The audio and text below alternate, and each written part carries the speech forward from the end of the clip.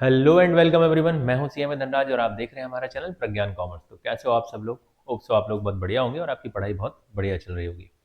आज के इस वन शॉट वीडियो में हम डिस्कस करने वाले हैं एक important chapter class 11th accountancy, जिसमें हम बात करेंगे अकाउंटिंग इक्वेशन की। जी हाँ, अकाउंटिंग इक्वेशन, आपने सही सुना। जो अक्सर बच्चों को लगता है कि सर ये चैप्टर जो है स्टार्टिंग में डाल दिया है और ऐसा लगता है कि अभी तो हमने अकाउंटिंग शुरू ही नहीं करी थी और ये पता नहीं क्या एसेट्स लायबिलिटी और ये सब आ गया। तो अकाउंटिंग इक्वेशन इस बात को प्रूव करती है कि हमेशा हमारा जो ड्यूलिटी कॉन्सेप्ट है वो फुलफिल होता है कि नहीं। एसेट्स हमेशा कैपिटल और प्लस लाइबिलिटी के बराबर रहती है कि नहीं रहती है। इस बात को साइंटिफिकली प्रूव करने के लिए ये चैप्टर डाला गया है। और अभी जब हम वन शॉट की बात करेंगे तो बहुत सारे बच्चों ने ऑलरेडी अकाउंट्स पढ़ लिया होगा और कुछ ऐसे भी बच्चे होंगे जिन्होंने अभी तक नहीं पढ़ा होगा। तो मैं इस वीडियो में आपको जीरो से लेकर एडवांस लेवल तक के हम सभी टाइप के क्वेश्चंस देखेंगे और साथ ही साथ हम ये भी डिस्कस करेंगे कि कौन से ऐसे पॉइंट्स हैं जहाँ पर बच्चा फंस जाता है या उलझ जाता है, जो अकाउंटिंग इक्वेशन को उसको पूरी की पूरी इक्वेशन को रॉन्ग कर देता है। तो बगैर किसी देरी के हम ये वीडियो स्टार्ट करते हैं। इससे पहले अगर आप हमारे चैनल पर नए हैं तो हमारे चैनल को सब्सक्राइब कर लीजिए, बेल नोटिफिकेशन को प्रेस कर दीजिए सो दैट आप तक सभी लेटेस्ट अपडेट्स समय पर पहुँच जाएँ। तो चलिए शुरू करते हैं। तो सबसे पहले अगर मैं बात करूँ अकाउंटिंग इक्वेशन की तो अकाउंटिंग इक्वेशन क्या कहता है कि एसेट्स हमेशा कैपिटल प्लस लाइबिलिटी के बराबर होती है। यानी जो हमारे एसेट्स होते हैं वो कैपिटल प्लस लाइबिलिटी के बराबर रहेंगे हमेशा, चाहे कुछ भी हो जाए। इस इक्वेशन को प्रूव करके हमको दिखाना है। ये अगर हमने प्रूव करके दिखा दिया तो हम मान लेंगे कि भाई अकाउंटेंसी एक जो है साइंस है, ना कि कोई एक आर्ट है ओनली। ठीक है, तो the accounting equation is the foundation of the entire accounting system. It is shows that the every business transaction, हर एक business transaction affects at least two accounts and therefore the equation always remains balanced, हमेशा बराबर रहती है। जैसे computer भी दो ही चीज समझता है, जैसे मैंने बताया था कि दो चीजें समझकर कंप्यूटर वर्ल्ड की सबसे पावरफुल मशीन बन गया। कौन सी दो चीजों को समझता है? जीरो और वन, बाइनरी सिस्टम। वैसे हमारा अकाउंटिंग सिस्टम भी सिर्फ दो ही चीजों को समझता है, डेबिट और क्रेडिट को। या हमें यूं कह लो कि जब हम कहते हैं कि जब हमने जनरल एंट्री की थी कि हर डेबिट का रिस्पेक्टिव क्रेडिट होता है या करस्पॉन्डिंग क्रेडिट होता है, उसके साथ साथ क्रेडिट का डेबिट, डेबिट का क्रेडिट होता है, यानी बराबर होते हैं। हर चीज़ को हमने जब भी लिखा होगा तो आपने डेबिट के साथ साथ क्रेडिट लिखा होगा। सॉफ्टवेयर की मैं बात करूं तो अगर आपने टैली सॉफ्टवेयर कभी यूज़ किया हो तो आपने देखा होगा डेबिट का अमाउंट एंटर करने के बाद जब तक आप क्रेडिट का अमाउंट बराबर नहीं हो जाता आप आगे बढ़ ही नहीं सकते, आप नेक्स्ट ट्रांजेक्शन रिकॉर्ड कर ही नहीं सकते। ठीक है, मैनुअली तो कर सकते हो, बच्चे तो कर देते हैं। जैसे आपने लिखा cash account debit to capital, अगर आप कैश में 5 लाख लिखते हो, ठीक है, और कैपिटल में 4 लाख लिखोगे तो वो क्या बोलेगा? कंप्यूटर तो आगे जाने ही नहीं देगा। कि तुम सोचो ना कि ये फर्स्ट नंबर की एंट्री आप सेकंड एंट्री कर लो, कंप्यूटर तो करने ही नहीं देगा, बोलेगा भैया ये 1 लाख और काहे का, बार बार बार बार बार बार ब्लिंक करेगा। 1 लाख और किस चीज का? बैलेंस। जब तक आप यहाँ कुछ और नहीं लिख देते, सपोज आपने लोन लिख दिया 1 लाख, अब आपको सेकंड एंट्री करने देगा। तो हर डेबिट का रिस्पेक्टिव क्रेडिट होता है, या हम कह सकते हैं कि हर डेबिट का क्रेडिट होता है। तो इसी कॉन्सेप्ट पर हमारा जो अकाउंटिंग इक्वेशन है वो बना हुआ है। यही वो साइंस है जिसको हम इस पूरे चैप्टर में डिस्कस करने वाले हैं। तो मीनिंग ऑफ, सबसे पहले हम एसेट्स, लाइबिलिटीज और कैपिटल को समझ लेते हैं थोड़ा थोड़ा। वैसे तो ऑलरेडी आपने मेरे पुराने वीडियोस देखे होंगे जिनमें हमने बात की है, अकाउंटिंग टर्मिनोलॉजीज की भी बात की है, तो उन सब वीडियोस में इनको हम डिस्कस कर चुके हैं। लेकिन एसेट्स क्या होती हैं? जो रिसोर्सेज होते हैं owned by the business. Like example के तौर पर कैश हो सकता है, स्टॉक, मशीनरी, फर्नीचर, डेटर्स में, और आके आपको डिटेल में और भी एसेट्स को हम डिस्कस करेंगे। वैसे लाइबिलिटीज क्या होती है? लाइबिलिटीज जो old by the business, business ने जो ऋण ले रखा है, जो किसी को लौटाना है, ऑब्लिगेशंस हैं, फ्यूचर ऑब्लिगेशंस हैं, वो नॉर्मली हमारे लाइबिलिटीज होते हैं, जिनमें loan, creditors, outstanding expenses etcetera. Capital क्या होती है? वो पैसा जो ओनर ने लगाया होता है बिजनेस में, क्योंकि हम नॉर्मली यहाँ पर जो अकाउंटिंग करते हैं वो सोल प्रोपराइटर की अकाउंटिंग करते हैं। सोल प्रोपराइटर जो अकेला बंदा होता है, पार्टनरशिप जहाँ पर हम बात करते हैं दो लोग बिजनेस करते हैं, तो नॉर्मली हम जो यहाँ पर जो अकाउंटिंग देख रहे हैं क्लास 11th में, वो सोल प्रोपराइटर की अकाउंटिंग होती है। तो सोल प्रोपराइटर जो बिजनेस में पैसा लगाता है, उस पैसे को क्या कहा जाता है? कैपिटल कहा जाता है। ऑनर सिक्योरिटी भी कहते हैं इसको। ठीक है, आगे बढ़ते हैं। तो why does the accounting equation always balance? अच्छे अच्छे ऐसे स्टूडेंट्स भी होते हैं, कुछ साइंस वाले भी होते हैं जो मजाक उड़ाते हैं कि अकाउंट साइंस नहीं है। तो हम बोलते हैं कि नहीं, अकाउंट तो एक साइंस है भाई। बिल्कुल कैपिटल हमेशा जो है कैपिटल प्लस लाइबिलिटी एसेट्स के बराबर होती है, हमेशा बैलेंस रहती है। तो क्यों? उसका एक रीजन होता है। स्टार्टिंग से अगर समझोगे, because every assets of the business is finance. अगर कोई भी एसेट है, जैसे हमने कहा कि एसेट्स किसके बराबर होती है? कैपिटल प्लस लाइबिलिटी के बराबर होती है। तो कोई भी एसेट्स दो तरीके से हमारे पास आती है, या तो हमारा खुद का पैसा, ठीक है, या तो मेरा खुद का पैसा होगा या उधार का पैसा होगा, ठीक है। इन दोनों से ही मैं, आपने कार ली होगी, डाउन पेमेंट किया होगा, वो खुद का पैसा हो गया। आपने कुछ ईएमआई पे ली होगी, वो लोन का पैसा हो गया, कार घर आ गई। आपने घर लिया होगा, कुछ डाउन पेमेंट किया होगा, कुछ लोन लिया होगा, तो लोन का हिस्सा उधार, लाइबिलिटी, और खुद का पैसा जो है खुद की ऑन। ये कैपिटल को नेटवर्थ भी बोलते हैं एक प्रकार से, वो भैया जो हमारा पैसा है। तो इसीलिए because every assets of the business finance either by their owner यानी कि कैपिटल और outsiders liability, therefore at any time assets always equals to owners claim plus outsider claim. आपका घर है, आपकी कार है, जो आपने उधार ली है और कुछ नगद ली है, तो जो नगद वाला हिस्सा है उसको जोड़ो प्लस उधार वाले हिस्से को जोड़ो तो एसेट्स की वैल्यू बन जाती है। This is why the equation always state balanced. हमेशा अकाउंटिंग इक्वेशन बैलेंस रहती है। सर हम लोग अकाउंटिंग इक्वेशन बनाते हैं तो वो बैलेंस ही नहीं होती, वो तो कभी कुछ और आ जाता है, कभी कुछ और आ जाता है। तो बेटा ये गलतियां हैं, ये एरर है, या ये आपने मिस्टेक की है कुछ ना कुछ, नहीं तो ऐसा हो ही नहीं सकता कि अकाउंटिंग इक्वेशन बैलेंस ना हो। आपको जर्नल से भी पहले ये पढ़ाया जा रहा है। अगर आपको ये चैप्टर पहले दिया है, इसका मतलब ये है कि ये कॉन्सेप्ट आपको ये कहता है कि भाई जनरल की जरूरत ही नहीं है। ये कॉन्सेप्ट समझो कि ड्युअलिटी कॉन्सेप्ट यहाँ पर फुलफिल होता है, और भी कॉन्सेप्ट यहाँ पे लगते हैं, बिजनेस एंटिटी कॉन्सेप्ट लगता है, ठीक है, गोइंग कंसर्न लगता है, लेकिन ड्यूअलिटी कॉन्सेप्ट जो बोलता है कि assets always equals to capital plus liability. अब थोड़ा सा हम यहाँ पर एसेट्स के टाइप्स के बारे में पढ़ लेते हैं। एसेट्स और लाइबिलिटीज क्या क्या होती हैं। तो भाई देखो, बहुत सारी एसेट्स होती हैं और बहुत सारी लाइबिलिटीज होती हैं, लेकिन दो पार्ट में बांट दिया जाता है, नॉन करंट एसेट्स और कुछ करंट एसेट्स होती हैं, ठीक है। नॉन करंट एसेट्स में मैं डायरेक्टली जैसे 11th में जो बाइफर्केशन है उसके हिसाब से अगर मैं देखूँ तो भाई देखो, आपके पास प्लांट एंड मशीनरी होता है, फर्नीचर एंड फिक्सचर्स होते हैं, ठीक है, लैंड एंड बिल्डिंग होती है। इसके अलावा आपके पास कुछ इंटेंजिबल एसेट्स होते हैं लाइक गुडविल, पेटेंट्स, कॉपीराइट्स, ठीक है, रॉयल्टी राइट्स वगैरह वगैरह, जो भी है छोड़ो, इतना नहीं पढ़ना है। करंट एसेट्स के अंदर कौन सी होती हैं जो एक साल के अंदर कैश और कैश में कन्वर्ट हो जाती हैं या हमें प्रॉफिट अर्न करने में मदद करती हैं, लाइक कैश हो गया, कैश इन हैंड हो गया, ठीक है, कैश एट बैंक हो गया। इसके अलावा आपके पास डेटर्स हैं प्लस बिल्स रिसेबल हैं, और इन दोनों को जोड़ दो तो ट्रेड रिसेबल्स बन जाते हैं, ठीक है। प्रीपेड एक्सपेंसेस हैं, एक्रूड इनकम है। ये एक्रूड इनकम क्या होती है? Income which is earn but not receive, income which is earn but not receive. Prepaid expenses, जो एक्सपेंसेस ड्यू नहीं हुआ था बट पे कर दिया गया, ठीक है, ये हो गया। लगभग कितने हो गए। इसके अलावा कुछ इन्वेस्टमेंट भी आते हैं नॉन करंट के अंदर, ठीक है, तो मैं यहाँ पर आपको इन्वेस्टमेंट भी मेंशन कर देता हूँ। इन्वेस्टमेंट दो टाइप के होते हैं, शॉर्ट टर्म, लॉन्ग टर्म, ठीक है। तो लगभग 1 2 3 4 5, इसको छोड़ दो, बाकी को 6 7 8 9 10 11, ठीक है, इतनी है ही। इसके अलावा कंप्यूटर एंड हार्डवेयर भी हो सकता है, बहुत सारी चीजें हो सकती है, लेकिन इतना काफी है, ठीक है। चलो ये कंप्यूटर भी लिख लेते हैं भाई, कंप्यूटर हो गया, ठीक है। मैंने कुछ चीजों को मर्ज भी कर दिया। तो इस तरीके से ये कुछ हमारे कॉमन एसेट्स होते हैं। इसके अलावा लाइबिलिटी की बात करूं तो लाइबिलिटी दो पार्ट में बांटी गई है, ठीक है, लाइबिलिटीज को दो पार्ट में बांटा गया है। ठीक है, कौन कौन से वो टाइप्स होते हैं? सबसे पहले मैं बात करूं इंटरनल लाइबिलिटी, इंटरनल लाइबिलिटी, और एक होती है external liability. Internal liability accounting equation करने के लिए आपको इनका पता होना चाहिए कि भाई कौन सी इंटरनल लाइबिलिटी होती है, कौन सी एक्सटर्नल लाइबिलिटी होती है। इंटरनल लाइबिलिटी को ही बोलते हैं कैपिटल, ठीक है, और एक्सटर्नल लाइबिलिटी के अंदर आ जाते हैं लाइक क्रेडिटर, आउटसाइडर्स क्लेम बोलेंगे इनको, बाहर वालों का पैसा है, क्रेडिटर यानी कि सप्लायर। इसके अलावा हमारे पास होते हैं बैंक लोन, अगर आपने बैंक से लोन ले रखा है। आपके पास होते हैं कुछ आउटस्टैंडिंग एक्सपेंसेस, प्रीपेड का just opposite, any expenses which is due, जो ड्यू हो चुका है लेकिन अभी उसका भुगतान नहीं किया गया है। कोई भी ऐसी इनकम जो आपने कमाई नहीं है लेकिन मिल गई है, उसको बोलेंगे एडवांस इनकम, ठीक है। इसके अलावा एक और लाइबिलिटी आप लिख सकते हैं बैंक ओडी यानी बैंक ओवरड्राफ्ट, ठीक है। ये आपकी लाइबिलिटी हुई, यानी कितनी लाइबिलिटी हुई? लगभग 5 लाइबिलिटी। डेवेंचर्स भी होते हैं बट वो 12th में पढ़ने को आते हैं, 11th में इतना ज्यादा इंपॉर्टेंट नहीं।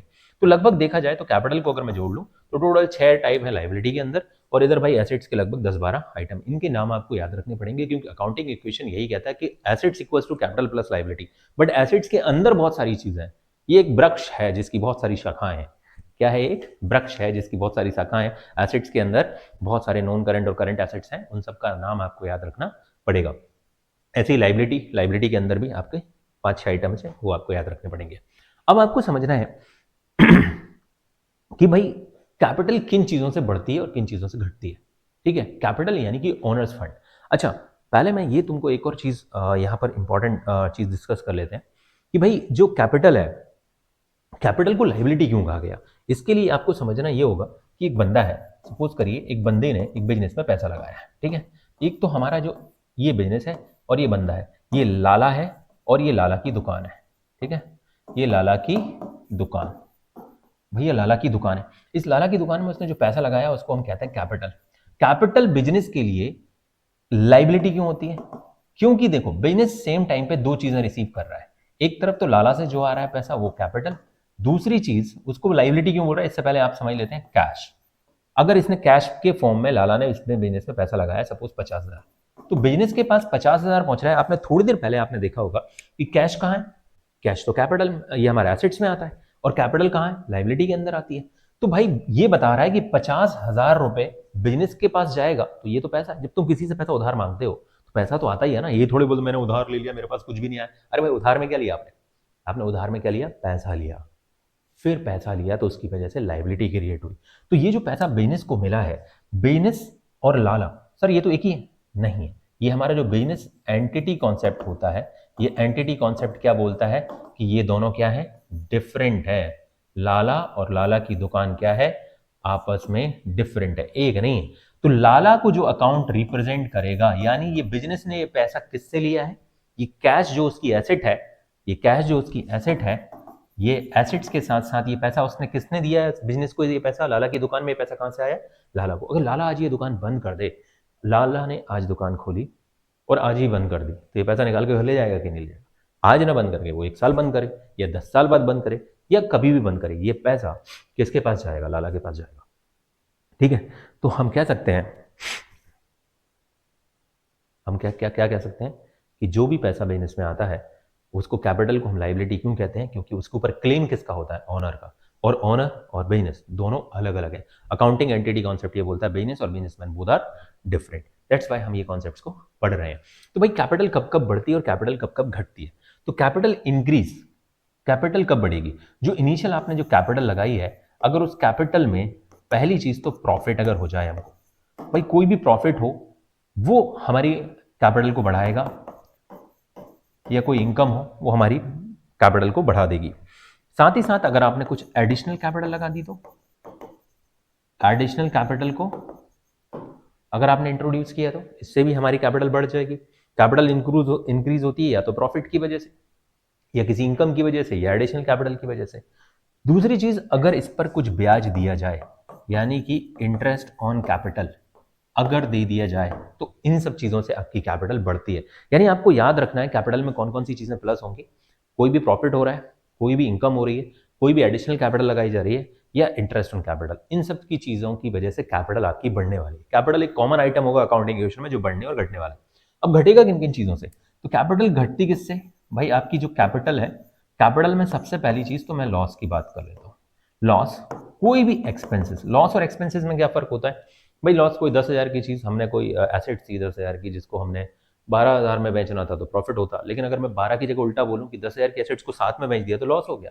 अब लॉस हो गया तो माइनस करो, लॉस बाय फायर भी हो सकता है, लॉस बाय थेफ्ट भी हो सकता है। एक्सपेंसेस जो रिकरिंग बेसिस नेचर के होते हैं, तो कैपिटल और रेवेन्यू आपने पढ़ा होगा, तो कोई भी खर्चा आपका कहां से माइनस होगा, कैपिटल से माइनस होगा। कोई भी लॉस होगा वो आपका कैपिटल से माइनस होगा। साथ ही साथ अगर आपने ड्राइंग कर ली, ड्राइंग्स अगर आपने की तो वो भी कैपिटल को रिड्यूस करेगी। ड्राइंग्स कैपिटल को क्या करने वाली है, रिड्यूस करने वाली। वो सर वो कैश को भी तो कम करेगी, वो अलग चीज है, वो हमारा दूसरा साइड होगा। हम यहाँ पर पढ़ रहे हैं assets equals to capital plus liability, तो अभी सिर्फ मैं कैपिटल के बारे में पढ़ा रहा हूँ आपको। तो ड्राइंग, इसके अलावा अगर इस पर कोई इंटरेस्ट ऑन ड्राइंग हुआ तो आईओडी हो गया, तो वो भी ठीक है। तो ये सारी चीजें जो वो ड्राइंग किसी भी फॉर्म में हो, कैश के फॉर्म में हो, गुड्स के फॉर्म में हो, यानी कैपिटल में आपको कौन कौन सी चीजें माइनस करनी है, loss, expenses, drawing, interest on drawing. ठीक है, ये सारी चीजों की वजह से कैपिटल घटता है, यानी कि एवरी इनकम कैपिटल को बढ़ाएगी, एवरी एक्सपेंसेस कैपिटल को कम करेगा, एवरी गेन कैपिटल को बढ़ाएगा, एवरी लॉस कैपिटल को कम करेगा। इंटरेस्ट ऑन कैपिटल कैपिटल को बढ़ाएगी, इंटरेस्ट ऑन ड्राइंग कैपिटल को घटा देगी, ड्राइंग कैपिटल को घटाएगी, एडिशनल कैपिटल कैपिटल को बढ़ाएगी। ये आपको ध्यान रखना है। Is it clear? चलिए आगे बढ़ते हैं। Affect of transactions on accounting equation. अब अकाउंटिंग इक्वेशन में आप अफेक्ट समझेंगे कि हर एक ट्रांजेक्शन अकाउंटिंग इक्वेशन को कैसे अफेक्ट करेगा। तो ट्रांजेक्शन अफेक्टिंग 2 आइटम्स और transaction affecting more than 2 items. मैंने यहाँ पर 2 चार्ट्स लगाए, जिसको ये समझ में आए ये समझ सकता है, अदरवाइज ये थोड़ा छोटा चार्ट है, आपको नोट्स में मिल जाएगा, तो आपको ये भी देख सकते हो आप लोग, ठीक है। तो ऐसे कुछ ऐसे ट्रांजेक्शन्स होंगे जो मिनिमम 2 अकाउंट्स को अफेक्ट, 2 को तो करना ही करना है, और कुछ ऐसे होंगे जो 2 से ज्यादा को भी कर सकते हैं। सबसे पहले हम बात करेंगे transaction affecting 2 items, affecting opposite side. Opposite side मतलब ध्यान से देखिएगा, आपका assets equals to capital plus liability, यानी इधर एक आइटम इधर और एक आइटम अगर इधर होगा तो ये है अपोजिट। अपोजिट में जैसे increase in assets, increase in liability, इस पे क्वेश्चन आता है, याद रखिएगा, ठीक है। आपसे पूछा भी जाता है कि कुछ आइटम्स के एग्जांपल बताइए। इंक्रीज एसेट्स और इंक्रीज लायबिलिटी, कोई भी एसेट्स इंक्रीज होना और कोई भी लायबिलिटी इंक्रीज होना। डिक्रीज लायबिलिटी, या तो कोई लायबिलिटी का कम होना, और डिक्रीज इन एसेट्स, एसेट्स का भी कम होना, ठीक है। दूसरा इंक्रीज एसेट्स, किसी एसेट्स का बढ़ना, या इंक्रीज इन ओनर्स कैपिटल, ठीक है, तो क्योंकि वो भी अपोजिट साइड में है। दूसरा डिक्रीज ओनर्स कैपिटल और डिक्रीज एसेट्स, ठीक है। तो ये सब चीजें हो सकती है, यानी कि अगर मैं यहाँ पर शॉर्ट में आपको समझाऊं थोड़ा सा इसको, तो कुछ ऐसा समझ लीजिए आप, कैसे कैसे हो सकता है assets equals to capital plus liability. एक चीज तो ये हो सकती है कि ये बढ़े, इधर से ये भी बढ़ जाए, ये घटे, इधर से ये भी घट जाए। अब ये तो हो गए आपके 2 केसेस। अब एसेट्स बढ़े, लायबिलिटी भी बढ़े, एसेट्स घटे, लायबिलिटी भी घटे, ठीक है। ये हो गए अपोजिट साइड वाले ट्रांजेक्शन्स। तो आपने देख लिया 4 तरीके के ट्रांजेक्शन्स हो सकते हैं, ठीक है। तो ये 4 हो गए, यानी शॉर्ट में आपको इस तरीके से समझ लो। दूसरी चीज affecting same side of account, ठीक है। अब भाई हमारी assets equals to capital plus liability होती है। ऐसा हो सकता है ना, एक एसेट्स बढ़े दूसरी एसेट्स घटे। एग्जांपल के तौर पे आपने गुड्स को उधार खरीदा, सॉरी आपने गुड्स को उधार बेच दिया, ठीक है, और सेम प्राइस पे बेचा। या आप ऐसा कह लो कि आपने cash deposit in bank, cash घटेगा बैंक बढ़ जाएगा, ठीक है। इसीलिए बोलते हैं। अब ऐसा भी तो हो सकता है कि आपने कोई चीज जैसे क्रेडिटर को अब क्या बोलते हैं, डिक्रीज इन लायबिलिटी और इंक्रीज इन अनदर लायबिलिटी, ठीक है। यहां पर decrease in liability, increase in another liability, हाँ, एक लायबिलिटी कम हो जाना, ठीक है, और दूसरी बढ़ जाना, जैसे आउटस्टैंडिंग एक्सपेंसेस।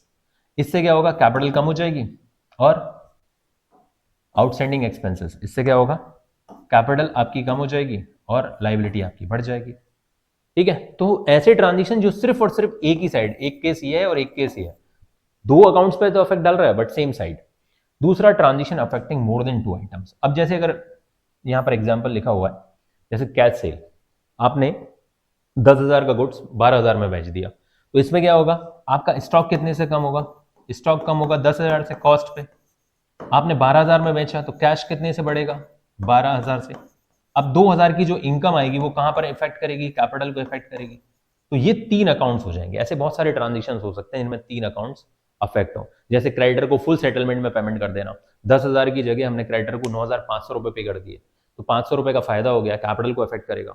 10,000 रुपए क्रेडिटर से माइनस होगा और हमारे एसेट से 9,500 माइनस होगा। तो हमें ऐसे एग्जाम्पल्स देखने वाले, ठीक है। तो ये आपकी सुविधा के लिए मैंने यहाँ पर बनाया हुआ है। अब आ जाते हैं सीधा सीधा हम एक क्वेश्चन की ओर, ठीक है। हम यहाँ पर 3 डिफरेंट क्वेश्चंस देखेंगे और मैं आपको इंश्योर करना चाहता हूँ कि ये 3 क्वेश्चंस करने के बाद आपका entire accounting equation chapter easily खत्म हो जाएगा। सभी टाइप के क्वेश्चंस, डिफिकल्ट क्वेश्चंस, मैंने मैक्सिमम पॉसिबिलिटीज जो हो सकती है वो इसमें मैंने कवर करने की कोशिश की है, डोंट वरी। तो सबसे पहले हम यहाँ पर बात करेंगे कि the following transactions took place in the books of Arjun traders in April, prepare the accounting equation showing the effect of each transactions. यहाँ पर मैंने रेडीमेड फॉर्मेट ले लिया सो दैट मेरा टाइम भी बचे और आपको चीजें क्लियरली समझ में आ जाए। तो सबसे पहले हम बात करते हैं यहां से, भाई फर्स्ट ट्रांजेक्शन हमारा जो लिखा है वो क्या है। फर्स्ट ट्रांजेक्शन हम देखते हैं यहाँ पर। फर्स्ट ट्रांजेक्शन है Arjun starts business with 2 lakh as capital, ठीक है। तो भाई बिजनेस स्टार्ट किया हमने, बिजनेस स्टार्टेड विथ कैश। अब एसेट्स में मेरे पास क्या आएगा, कैश आएगा। कितना आएगा, 2 लाख। और यहां पर मेरे पास अर्जुन को रिप्रेजेंट क्या करता है, ये रिप्रेजेंटेटिव अकाउंट होता है, 2 लाख की कैपिटल रिप्रेजेंट कर रही है। बहुत सारे लोग बोलते हैं ना सर ये बराबर क्यों रहता है, assets equals to capital plus liability बराबर, अरे डे वन से ही तो बराबर है, हर चीज को डबल इफेक्ट तो लिखना है, यही तो शो करके दिखाना है हमको कि कभी भी एसेट्स कैपिटल प्लस लायबिलिटी के बराबर होती ही होती है। जो आपको मैंने बताया ना कि कोई भी एसेट्स एक्वायर की जाती है तो खुद के पैसे से या लोन लेकर या आउटसाइडर्स के पैसे से। तो अगर इतना आपको क्लियर है कि यही होना है तो बस समझ लो कि अकाउंटिंग इक्वेशन क्लियर होने वाला है। Depreciated deposited 50,000 into the bank, आपने डिपॉजिट किया। दूसरा हमारा इक्वेशन क्या है, दूसरा ट्रांजिशन क्या है, डिपॉजिटेड इनटू बैंक ₹50,000। आपने 50,000 जैसे ही जमा करोगे आप 50,000 को क्या करोगे, कैश से माइनस करोगे। अब ये वो कौन सा ट्रांजिशन है जो अफेक्ट कर रहा है सेम साइड, देखिए जरा ध्यान से, यहां पर आपके पास बैंक कितने से बढ़ जाएगा, 50,000। क्या इधर कोई अफेक्ट आएगा, बिल्कुल नहीं आएगा। जैसे आपके 2 ट्रांजेक्शन्स कंप्लीट होते हैं आपको क्या बनाना है, न्यू इक्वेशन बनानी है। क्या बनानी है, न्यू इक्वेशन बनानी है। कितना हो जाएगा ये, 1,50,000, ये कितना हो जाएगा 50,000। अब टोटल करके देख लीजिए, ये भी कितना रहेगा, 2 लाख है तो 2 लाख ही रहेगा भाई। ठीक है, आगे बढ़ते हैं। थर्ड ट्रांजेक्शन है purchase goods for 60,000, cash 40,000, credit 20,000 from Mohit. ठीक है, आपने 60,000 का गुड्स खरीदा है। टोटल स्टॉक कितना आ रहा है आपके पास, या गुड्स भी बोल सकते हैं इसको, स्टॉक भी बोल सकते हैं। मैंने लिखा यहां पर गुड्स परचेज, कैश मैं सीधा लिख देता हूं, कैश 40, क्रेडिट 20। ठीक है, आपके पास यहां पर एक नई एसेट्स आएगी जिसका नाम क्या होगा, स्टॉक। स्टॉक कितने का आया आपके पास, टोटल स्टॉक आया 60,000 का। आप समझ गए होंगे 60,000 का स्टॉक आया आपके पास, बिल्कुल आया। ठीक है, मैं थोड़ा इसका कलर चेंज कर देता हूं। ठीक है, आपके पास कितने का स्टॉक आया, 60,000 का स्टॉक आ गया, बिल्कुल आ गया। 60,000 का स्टॉक आया, इसमें से कैश कितना आया, 40,000 का। अभी ये तो नहीं बोला क्वेश्चन में कि हमने चेक से पेमेंट किया, तो आप बैंक से माइनस मत कर देना। और 20,000 का यहां पर एक लाइबिलिटी बनेगा, क्रेडिटर। क्रेडिटर फॉर गुड्स, या आप नाम लिख सकते हो, मल्टीपल क्रेडिटर हो सकते हैं, तो मोहित फिलहाल में। तो भाई मोहित से कितना गुड्स आपने क्रेडिट खरीदा है, 20,000 का। अब आप जरा देखिए कैश कितना कम हुआ, ये है वो अकाउंट्स ट्रांजेक्शन जो मोर देन 2 अकाउंट्स को अफेक्ट कर रहा है। देखिए 1 2 3। ठीक है, अब हम फिर से हम न्यू इक्वेशन बनाएंगे। ठीक है, फिर से हमने न्यू इक्वेशन बना लिया, चलिए न्यू इक्वेशन बनाते हैं। ये कितना बचेगा, 1,10,000, ये 50,000, ये 60,000। ठीक है, ये 2 लाख और ये 20,000। आप चाहो तो टोटल करके देख सकते हो, किसी भी पॉइंट पे आप टोटल करके देख सकते हो। इधर का टोटल कितना हो रहा है, 220। इधर का टोटल करके देखिए, ये हो गया 60 और 50, 110, 110 और 110, 220। ठीक है, सिंपल है। चौथा ट्रांजेक्शन है purchase machinery 30,000 and paid by cheque. हमने मशीनरी परचेज की 30,000 की और उसका पेमेंट कर दिया किससे, चेक से। फोर्थ ट्रांजेक्शन है machinery purchase ₹30,000, payment made by cheque. Transactions को अभी अधूरा ही रहने दो। अब यहां पर आपने एक नई एसेट्स को अपने यहां पर जोड़ लिया है जिसका नाम है मशीनरी। अब मशीनरी कितने की आई है, 30,000 की। पेमेंट कहां से हुआ है, पेमेंट हुआ है हमारे बैंक से। तो भैया बैंक बैलेंस कम होगा कि नहीं होगा, बिल्कुल कम होगा। ओनली 2 अकाउंट सेम साइड के, इधर कोई भी अफेक्ट नहीं जाएगा। ठीक है, इधर कोई भी अफेक्ट नहीं जाएगा। फिर आपको नई इक्वेशन बनानी है। चलिए आइए फिर से न्यू इक्वेशन बनाते हैं। कितना आया, 1,10,000 प्लस 20,000 प्लस 60,000। हर बार आपको ये प्रूफ करेगी अकाउंटिंग इक्वेशन कि भैया assets always equals to capital plus liability. Sir बहुत बोर करता है, आप जब क्वेश्चन करने लगो, जब आपको कॉन्फिडेंस आ जाए तो करना बंद कर दो, ज्यादा क्वेश्चन नहीं करने। बट जब तक आपसे क्वेश्चन का आंसर सही नहीं आता करते रहो। ठीक है, यानी कि आपको प्रैक्टिस तो करनी पड़ेगी ना, लेजर की तरह है ये भी थोड़ा सा। Sold goods costing 10,000 for 15,000 cash से। ठीक है, हमने गुड्स को सोल्ड आउट कर दिया। फिफ्थ ट्रांजिशन क्या है, गुड्स सोल्ड। ठीक है, गुड्स कितने का सोल्ड आउट किया है हमने, गुड्स सोल्ड कॉस्ट कितनी है, ₹10,000 फॉर 15 के। 15,000 के बदले हमने कैश में भेज दिया, तो 15,000 से हमारा कैश इंक्रीज होगा स्टॉक हमारे पास से कितना कम होगा, 10,000 से। और यहां पर आप देखोगे कि 5,000 की हो गई है इनकम या प्रॉफिट ऑन सेल, तो इस 5,000 को हम क्या करेंगे, कैपिटल में ऐड ऑन कर देंगे। ठीक है, एवरी इनकम, मैंने क्या बताया था, हर एक इनकम, हर एक खर्चा कैपिटल से प्लस माइनस होगा। ठीक है, अब आपको क्या करना है, फिर से न्यू इक्वेशन बनाना है। बनाइए न्यू इक्वेशन। कितना बचेगा, 15,000 इसमें हम ऐड करेंगे तो 1,25,000 प्लस ये 20,000 प्लस ये 50,000 प्लस ये 30,000, ये कितना हो जाएगा, 2,05,000 और ये हो जाएगा आपका 20,000। ठीक है, टोटल करके फिर से देखना चाहे तो करिए, 50, 30, 80, 1 लाख, 1,25,000, 1,25,000 हो रहा है, बिल्कुल सही। 6 transaction and sold goods costing 6,000 for 7,500 credit sales to Neha. ठीक है, नेहा मैम को 7,000 में हमने सामान बेच दिया है, 7,500 में, 1,500 का हमने मुनाफा कमा लिया है।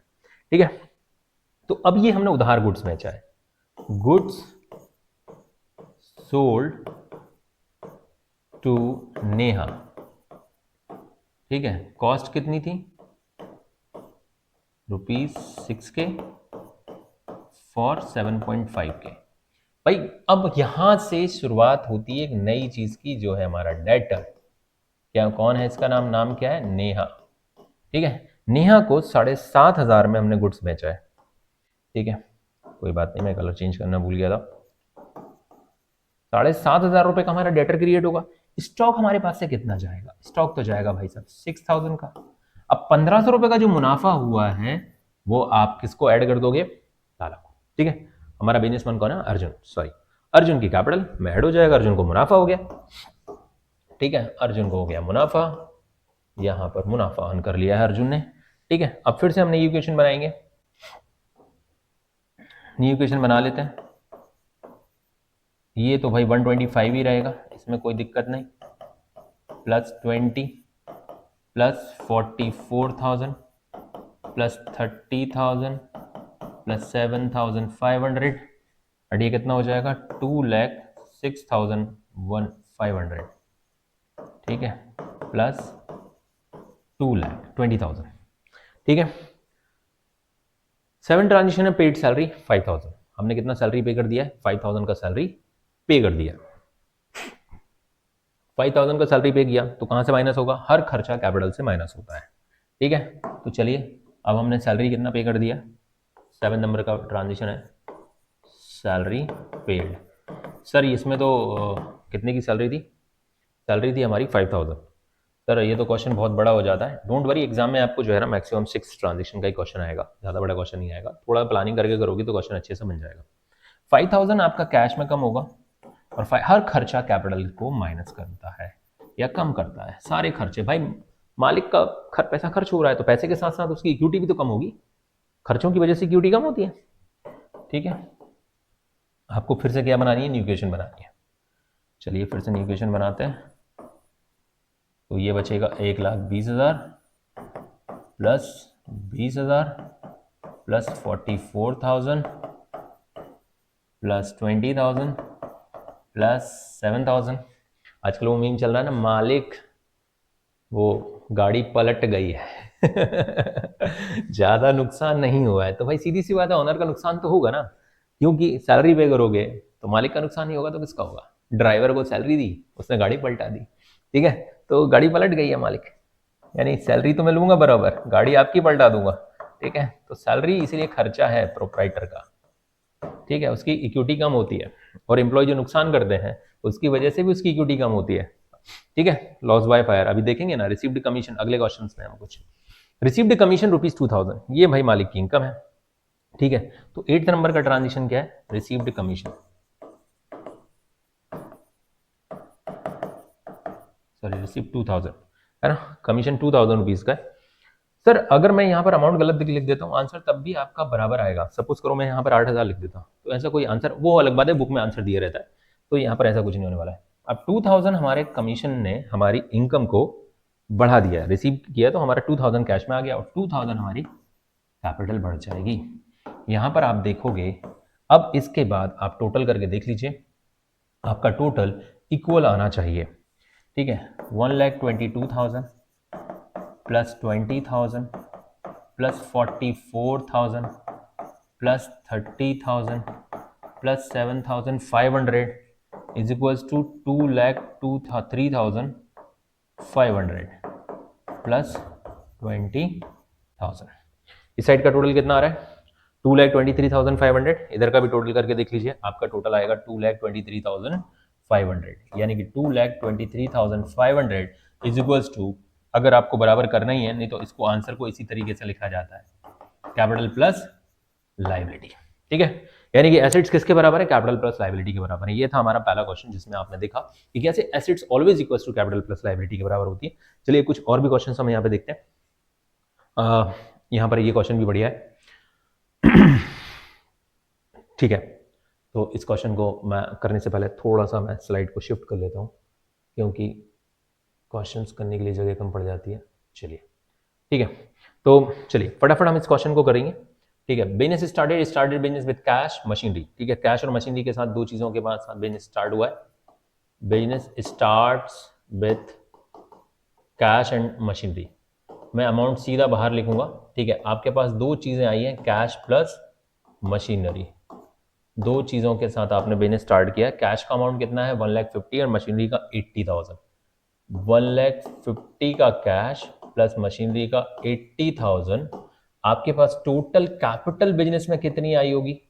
टोटल कैपिटल आई होगी 2,30,000। ठीक है, दूसरा ट्रांजेक्शन क्या है? Cash deposit into the bank for 70,000। Cash deposit किया, कैश डिपॉजिट इन बैंक। ठीक है, आपने जैसे बैंक में कैश डिपॉजिट करोगे, कितना पैसा डिपॉजिट किया? 70,000। तो 70,000 यहां से कम होगा। ठीक है, और यहां पर एक नई एसेट्स को जन्म देगा जिसका नाम है बैंक। ठीक है, ये हम ऑलरेडी कर चुके हैं। जैसे हम इतना कर लेते हैं, हमको न्यू इक्वेशन बनानी होगी। न्यू इक्वेशन क्या आएगी? 1,20,000।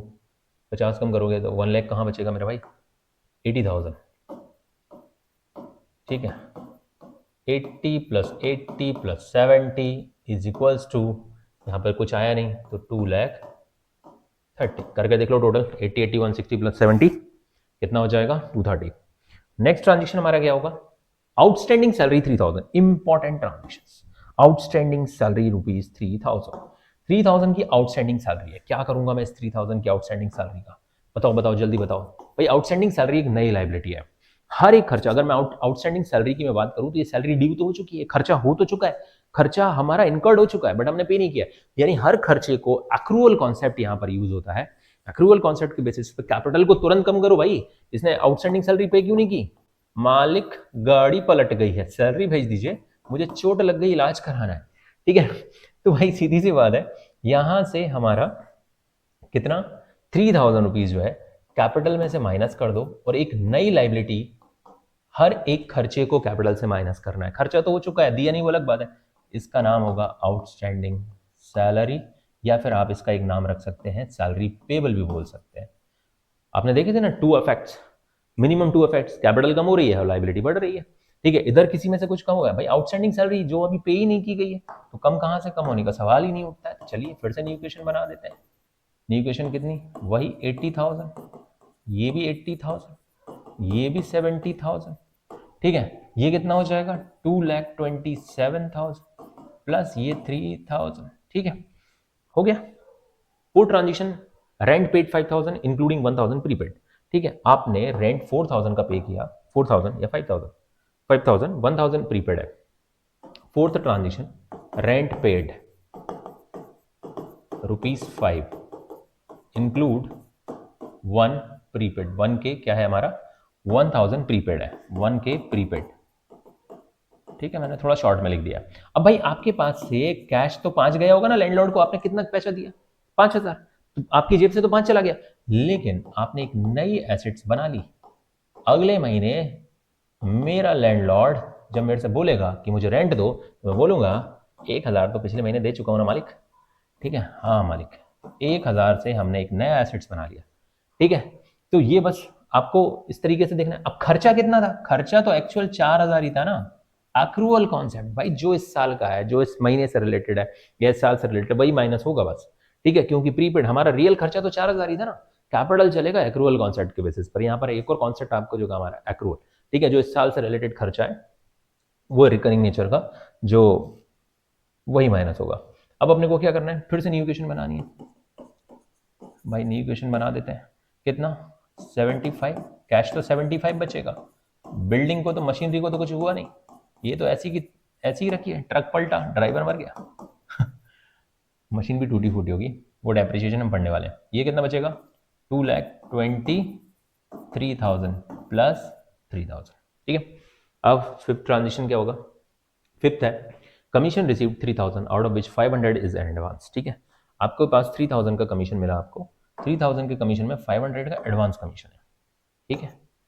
कमीशन, ये सर कमीशन कहाँ से रिसीव हो जाता है भाई, कमीशन कहाँ से रिसीव हो जाता है, आप जिन स्कूलों में पढ़ते हो उन स्कूलों को भी कमीशन मिलता है कई जगह से, जो आपको बुक बिकवाते हैं, ठीक है, उसका कमीशन मिल जाता है, ठीक है। अगर आप कॉलेज में जाओगे तो वहाँ पे भी कुछ ऐसा ही होता है, यूनिफॉर्म, हर जगह से तो कमीशन मिलता है। पढ़ाने को वो कहने को होता है कि हम एजुकेशन दे रहे हैं, बट वो कमीशन मिल रहा होता है उनको, ठीक है। तो ऐसे बिजनेस को भी मिल रहा होता है रेफरल्स या कहीं से कुछ काम कराने का वगैरह वगैरह। तो कमीशन रिसीव हुआ हमको 3,000, डॉक्टर्स को मिलता है कमीशन दवाइयाँ बिकवाने का, रिसीव्ड कमीशन 3,000। अब इसमें इंक्लूड कितना है, एडवांस ₹500, ठीक है, 500 रुपए एडवांस है। तो टोटल आएंगे हमारे पास कितने, 3,000 ना, मेरे पास कैश में जेब में कितना आएगा, 3,000।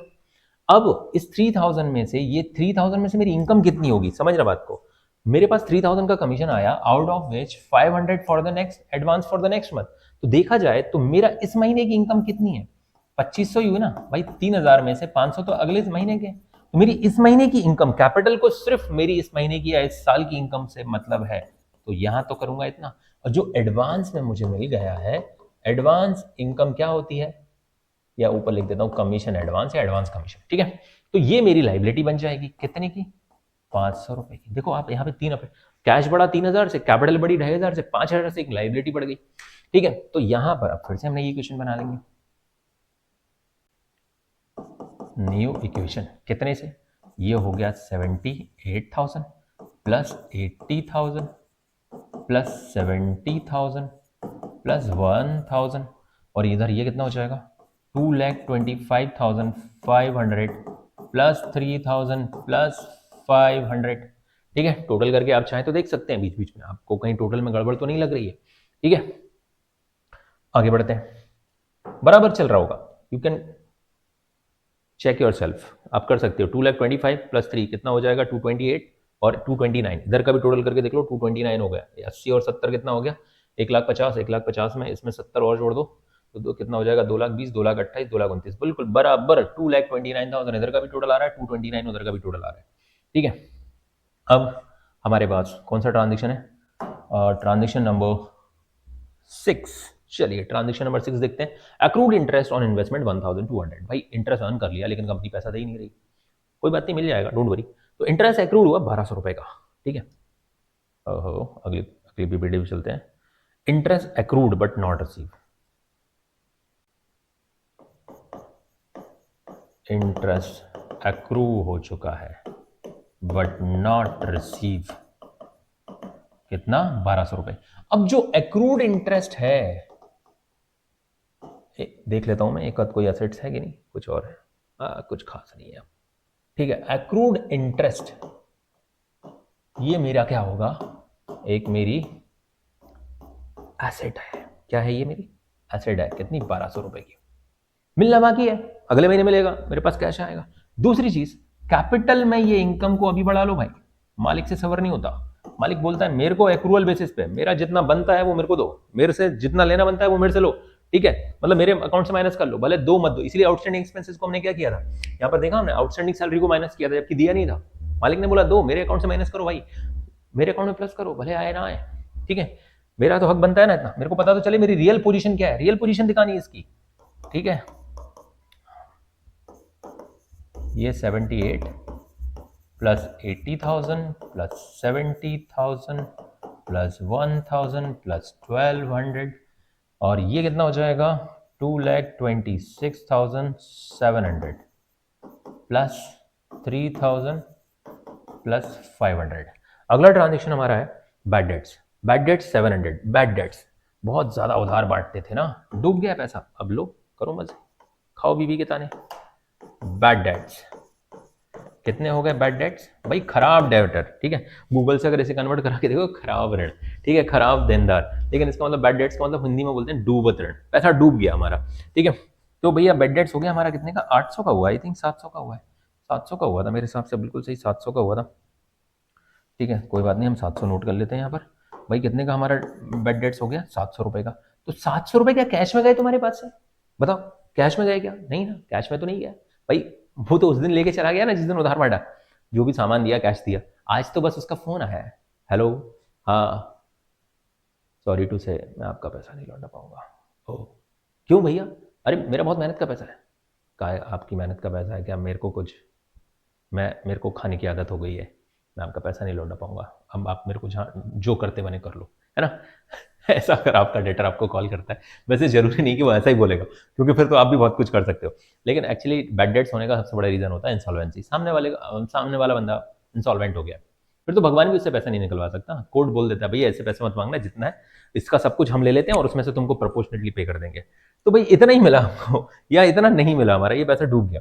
तो जब हमारा ये पैसा कभी डूबता है तो बैड डेट्स हमेशा हमारे डेटर से माइनस होते हैं। अब फिलहाल में मैंने यहाँ पर डेटर का मेरे पास कोई कॉलम नहीं है, तो मैं इस टॉपिक को हटा देता हूँ। एक्चुअली जब मैं ये क्वेश्चन को फ्रेम कर रहा था तो इसमें से कुछ ट्रांजेक्शन्स को मैंने डिलीट किया था, तो ये बैड डेट्स वाला जो ट्रांजेक्शन है मैं इसका अफेक्ट बता देता हूँ क्या होगा, बस इसको हम अकाउंटिंग इक्वेशन में नहीं रखेंगे, क्योंकि मेरे पास देयर इज नो डेटर, मेरे पास कोई डेटर ही नहीं है। बैड डेट्स के दो ट्रीटमेंट होते हैं, डेटर में से माइनस होता है और दूसरा कैपिटल से माइनस होता है। मेरे पास भाई मशीनरी है, बैंक है, प्रीपेड रेंट है, एक्रूड इंटरेस्ट है, बट डेटर तो है ही नहीं, तो मैं क्या करूंगा? तो बैड डेट्स को इसीलिए हम यहाँ से फिलहाल में बैड डेट्स महोदय को हटा देते हैं, ठीक है। तो सर ये तो हमारा क्वेश्चन का आंसर नहीं आएगा। अरे भाई आंसर कुछ नहीं, अकाउंटिंग इक्वेशन इस बात को बताती है कि assets always equals to capital plus liability, चाहे तुम हजारों ट्रांजेक्शन जोड़ लो, ठीक है। तो ये चीज आपको ध्यान में रखनी है। फिलहाल में हम लास्ट वाला ट्रांजिशन ले लेते हैं, डेप्रिसिएशन ऑन मशीनरी, क्योंकि मशीनरी मेरे पास है। तो 7 नंबर का ही मैं ट्रांजिशन, या 8 कह लो इसको, या डेट मान लो इसको, depreciation on machine, dep on machinery, ठीक है, @ 10%। अब भाई मशीनरी मेरे पास 80,000 की थी, फिलहाल में कोई इन्फॉर्मेशन नहीं दे रखी है, मैं मान लेता हूँ 10% पूरे साल का ही होगा, ठीक है। हम अप्रैल या मार्च जो भी मंथ से कुछ मतलब नहीं है, हम सीधा 8,000 रुपये का डेप्रिसिएशन माइनस कर लेते। वैसे भी यहाँ पे पर एनम है नहीं, अगर पर एनम होता तो कंफ्यूजन होती, there is no per annum, तो हम ये फ्लैट मान लेते हैं कि 10% का डेप यहाँ पर माइनस। अब क्योंकि डेप्रिसिएशन की वजह से एसेट्स तो कम हो गई भैया, ये लॉस भी तो है एक प्रकार का, नॉन कैश एक्सपेंडिचर है, बट एक्रूअल कॉन्सेप्ट के बेसिस पे कैपिटल को तो कम करो, क्योंकि जब गाड़ी चलती है पहिया घिसता है, इंजन घिसता है, तो घिसने की वजह से सर ये लैंड पर डेप्रिसिएशन क्यों नहीं लगता? बहुत बढ़िया बात है भाई, लैंड पर डेप्रिसिएशन नहीं लगता, ठीक है, पहिया चलता है, पहिया घिसता है, मशीन गिरती है, मकान में रहते हो, मकान गिरता है, पुराना होता है, दोबारा बनता है, लेकिन कभी आपने सुना है दोबारा जमीन बनी? उसकी जो लाइफ है इनफाइनाइट है। तुम्हारे पूर्वजों से लोग इस जमीन पर रहते हुए आ रहे हैं और हम भी रह रहे हैं और आगे वाली पीढ़ियां भी इसी जमीन पर रहेंगी, क्या इसकी कोई एस्टिमेटेड लाइफ है? और जब किसी चीज की एस्टिमेटेड लाइफ नहीं होती है, तो जब तुम देखोगे कि अगर मैं तुमसे कहता हूं कि तुमने लैंड का टुकड़ा 5 लाख रुपए में खरीदा, थोड़ी देर के लिए समझना कि why depreciation not charge on land. मैं आपको बताता हूं, 5 लाख रुपए में आपने एक जमीन का टुकड़ा खरीदा, ठीक है, इस पे आपने घर बना दिया, घर पर तो डेप्रिसिएशन लगता है क्योंकि घर 50 साल बाद टूट के फिर से बन जाएगा, लेकिन ये 5 लाख का जो टुकड़ा बना खरीदा है आपने, इसकी लाइफ कैसी है? इन्फिनाइट। और जब किसी इन्फिनाइट चीज से मैं इसको डिवाइड करूंगा तो ये तो तुच्छ अमाउंट आ जाएगा ना। यानी अगर 5 लाख को मैं 5 करोड़ से डिवाइड कर दूं तो कैसा लगेगा? सर ये क्या है? Estimated life. डेप्रिसिएशन का फॉर्मूला क्या होता है? Total cost divided by estimated life. जिस जमीन के टुकड़े को आप खरीद रहे हो उसकी कोई लाइफ है? एस्टिमेटेड लाइफ निकाल सकते हो? नहीं। इसीलिए depreciation not charge on land, ये चीज याद रखना। बहुत सारे लोग बोलते हैं सर डेप्रिसिएशन पे इसलिए डेप्रिसिएशन लैंड पे डेप्रिसिएशन नहीं लगता क्योंकि वो स्केयर रिसोर्सेज है, लिमिटेड है। हाँ लिमिटेड है, बहुत बढ़िया, बहुत सारी चीज लिमिटेड है बॉस, बट उन पर डेप्रिसिएशन लगता है तब भी। लेकिन तेरे पास घर भी तो एक ही है, ठीक है, उसी लैंड के स्ट्रक्चर पर, प्लॉट पर घर बना है, उस पर डेप्रिसिएशन लगेगा? लैंड एंड बिल्डिंग, बिल्डिंग पे डेप्रिसिएशन लगता है बट लैंड पे नहीं लगता, ठीक है, क्योंकि इसकी लाइफ इन्फिनाइट है ना 80 में। ये एक सबसे बड़ा रीज़न है। अकाउंटिंग स्टैंडर्ड्स भी अलाउ नहीं करते कभी डेप्रिसिएशन पर डेप्रिसिएशन लगाने को, दैट्स वाई लैंड पर डेप्रिसिएशन मत लगाना। तो यहाँ पर फिलहाल में मेरे पास मशीनरी थी तो मैंने मशीनरी पर डेप लगाया, इसकी वजह से कैपिटल कम हो जाएगी, एक नॉन कैश आइटम है। अब यहाँ पर मैं क्या करूँगा, न्यू इक्वेशन बना दूंगा, 78,000 प्लस 72, ये कम हो गया इस बार, प्लस 70,000 प्लस 1,000, ओ 10,000 हो गया, ये भी जीरो दिया मेरे भारत ने दुनिया को, तब गिनती आई। ये कितना बचेगा, 2,18,700 प्लस 3,000 और प्लस 500, ठीक है। टोटल कर देते हैं, कितना हो जाएगा, 18 और 3 21, 22। पहले तो इसको तो ऐसे ही लिखेंगे 2,08,700, इन दोनों को एक कर देंगे, कितना हो जाएगा 3,500, और इन सब का टोटल करके देखोगे तो ये हो जाएगा आपका 2,22,200। वाह क्या डिजिट आ रहा है, मजा आ गया, ठीक है। 21 22 बिल्कुल सही, 2,22,200, इन सब का टोटल करके आप देख लेना, दैट्स योर होमवर्क। अगर आंसर नहीं आता है तो कमेंट बॉक्स में कमेंट करके जरूर बता देना, मैं भी तो देखूं कहाँ गड़बड़ हो गई, ठीक है। लेकिन अभी आपका ये काम है, आप इसको इस तरीके से भी लिख सकते हो, लास्ट में ये टोटल आपने कर ही दिया है, लेकिन आप इस तरीके से भी लिख सकते हो टोटल को, ठीक है। ये तो फाइनली आपकी बुक में ये वाले आंसर दिए रहते हैं, इसको ऐसे भी लिख सकते हो 2,20,000, 22,200 और 2,22,200, ठीक है। इस तरीके से भी आंसर को आप लिख सकते हो। एक लास्ट क्वेश्चन जो और बचा हुआ है जिसको हम कर लेंगे तो अकाउंटिंग क्वेश्चन के लगभग सभी कॉन्सेप्ट्स कंप्लीट हो जाएंगे। तो चलिए शुरू करते हैं। इसमें इसमें मैं आपका डेटर का कॉन्सेप्ट भी क्लियर कर दूंगा, डिस्काउंट वगैरह का, ठीक है।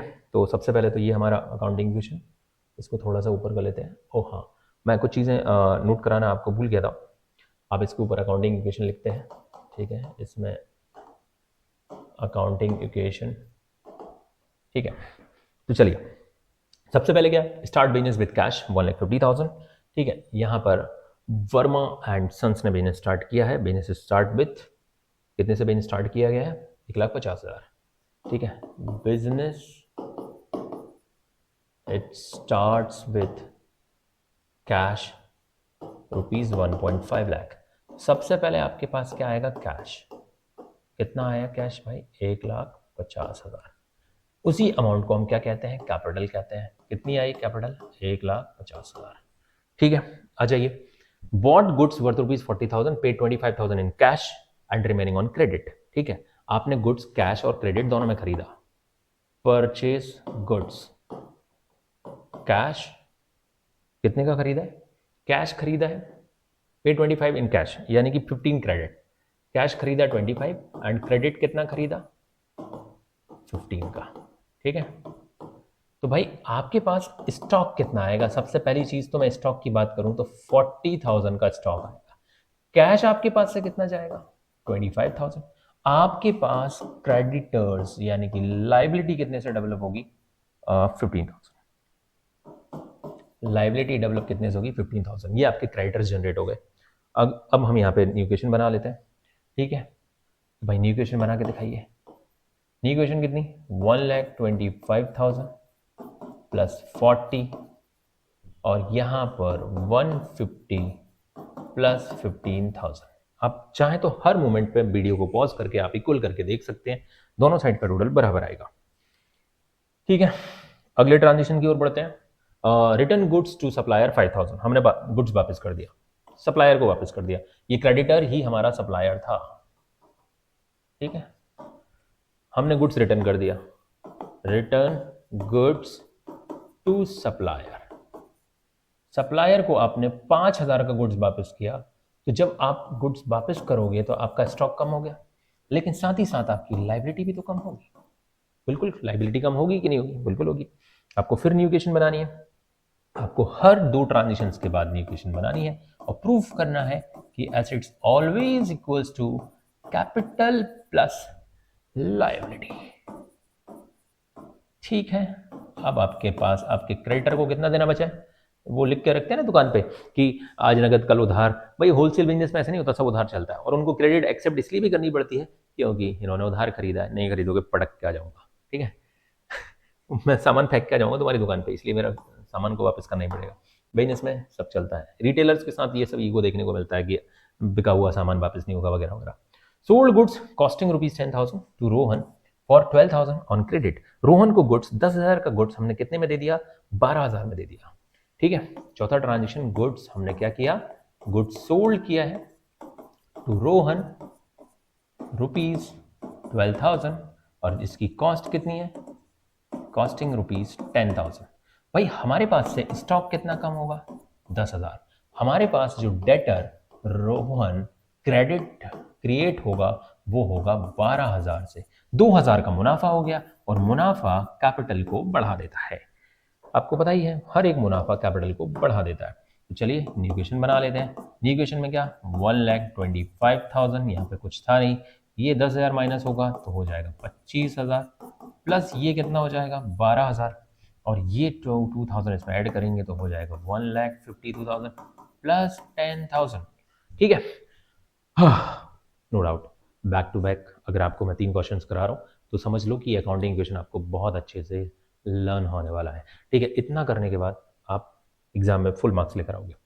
Cash paid to creditor 9,500 in full settlement. अभी थोड़ी देर पहले हमने इस बंदे से 15,000 का सामान उधार खरीदा था, 15 में से 5 मैंने वापस कर दिया तो बचा 10, और 10 की जगह पर मैं उसको 9,500 रुपए दे रहा हूँ, तो 500 रुपए का भाई साहब हमको डिस्काउंट भी दे रहे हैं साथ में, ठीक है। तो कोई बात नहीं।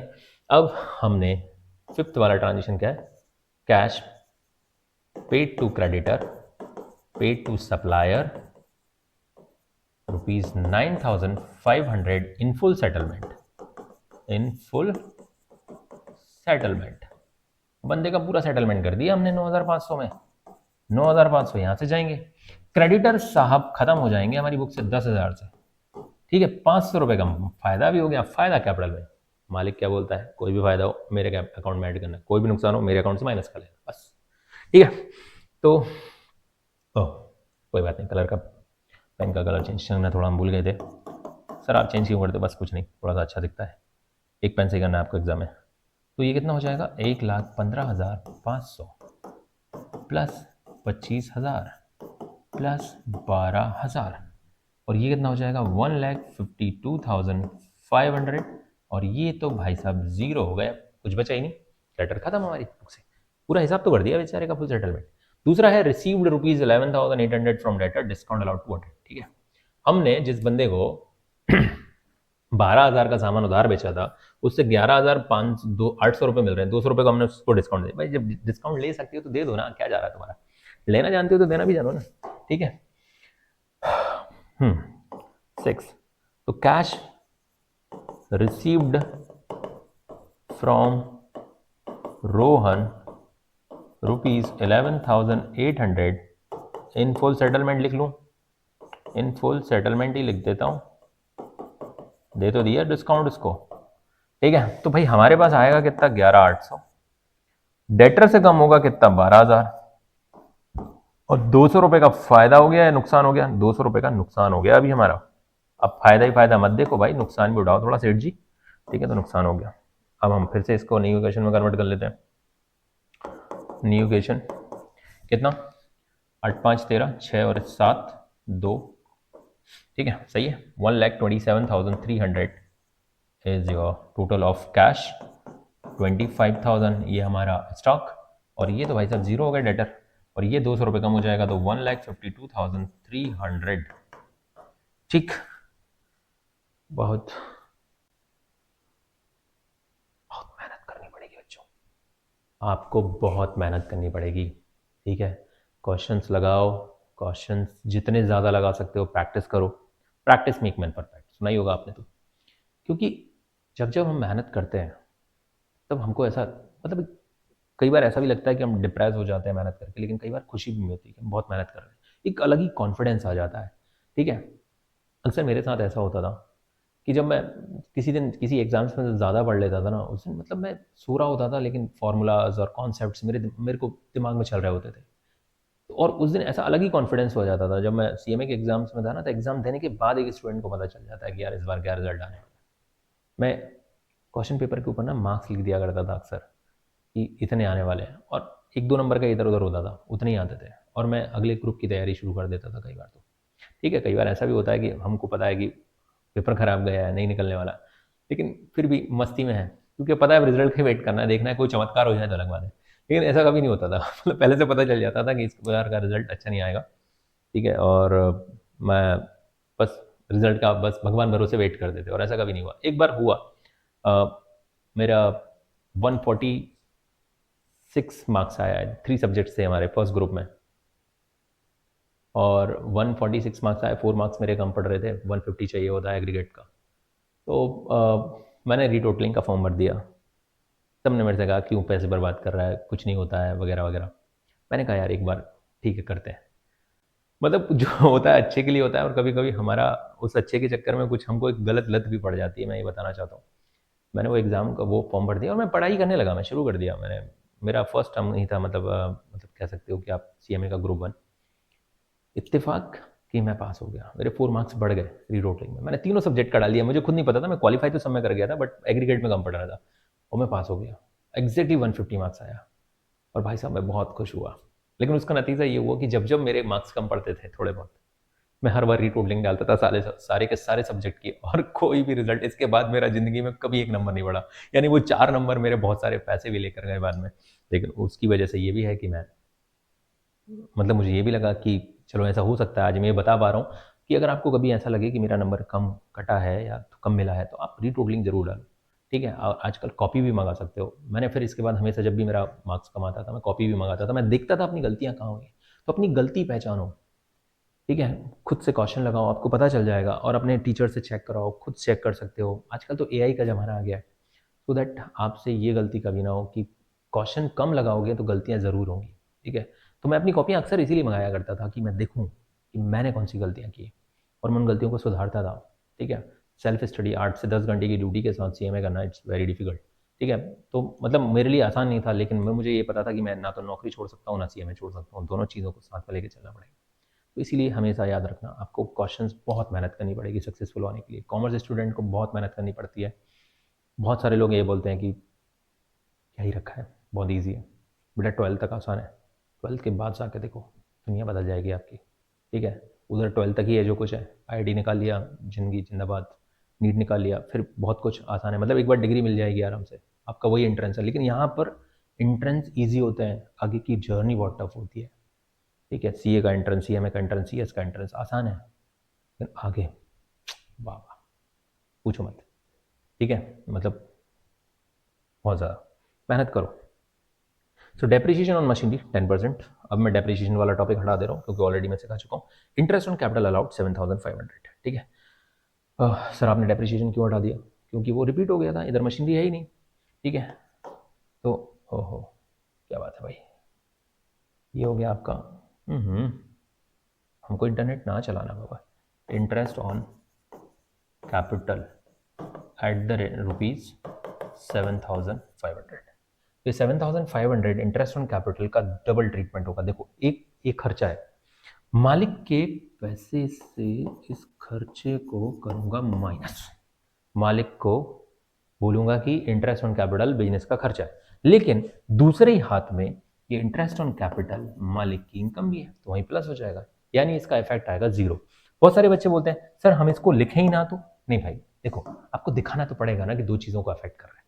वो अलग बात है कि सेम साइड अफेक्ट कर रहा है कैपिटल से माइनस, कैपिटल में ही प्लस हो रहा है कैपिटल से। ऐसे ही इंटरेस्ट ऑन ड्राइंग होगा, कैपिटल से ही माइनस होगा, कैपिटल में ही प्लस हो जाएगा, ठीक है। तो इसका फिलहाल में कोई इफेक्ट नहीं आएगा। New equation as it is 127,300 plus 2,500 plus 0 plus 152,300, ठीक है। और अब आप टोटल करके देखोगे तो कितना आएगा, 152,300, ये 25,000 है ना, 152,300, 152,300 प्लस 0, कुछ नहीं बचा, खत्म। यहाँ पर ऑलमोस्ट आपके सारे कॉन्सेप्ट हो जाते हैं। इन 3 क्वेश्चन को करके जाओगे, मैं इंश्योर करता हूँ आपका अकाउंटिंग इक्वेशन का क्वेश्चन बिल्कुल सही होगा। इसके अलावा बहुत कम कॉन्सेप्ट हैं जो बचे हुए हैं, अदरवाइज मैक्सिमम कॉन्सेप्ट्स को मैंने यहाँ पर कवर किया है। होप सो आपको ये वीडियो अच्छा लगा होगा। अगर आपको वीडियो अच्छा लगा हो, यहाँ तक बने रहने के लिए बहुत बहुत धन्यवाद। ये वीडियो अपने दोस्तों के साथ ज़रूर शेयर करना और मिलते हैं नेक्स्ट वीडियो में। अगला वीडियो आपको कौन से टॉपिक में चाहिए कमेंट बॉक्स में कमेंट करके ज़रूर बताइएगा। तब तक के लिए जय हिंद, जय भारत।